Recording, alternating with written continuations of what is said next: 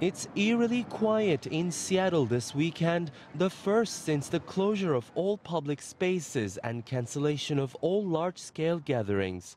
No church services will be held, no sports activities, no cultural or musical events. Life for Seattleites has come to a standstill. It's really, really empty, and so we wanted to come down and support local businesses. I mean, a lot of our staff have lost 2 or 3 shifts down to just 1 shift right now, and the owners are doing whatever they can to try to keep us on. Friday was the last day of service for Seattle's public libraries before closing down for at least a month.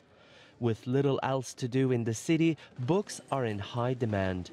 Even my husband dropped me an email and said, "I don't know what your day looks like, but I hope you can get to the library and pick up some books." The sudden announcement of closures led to unusual crowds, and many libraries were caught short-staffed. Especially when the schools are closed, then they're looking at other forms of education, and we have so much more than just education. We have entertainment and resources for getting jobs and so many other critical things that just can't wait for the next 6 weeks. The closures follow an unprecedented announcement by the governor banning public gatherings of any kind in the Seattle metropolitan area that involve more than 250 people. These events that are prohibited are gatherings for social, recreational, spiritual, and other matters, including but not limited to community, civic, public, leisure, faith-based, or sporting events.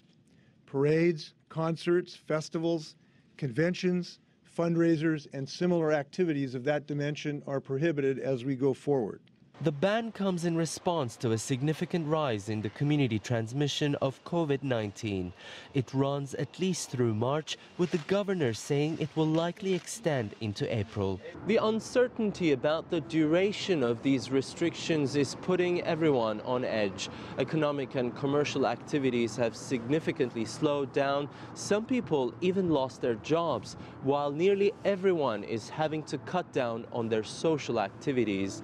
And it seems life will only go back to normal once the situation is under control.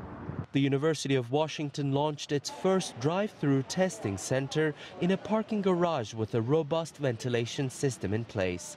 An important step towards containment, but Washington still has a long way to go in determining the true extent of the spread in this community. It is Tianshan, CGTN, Seattle.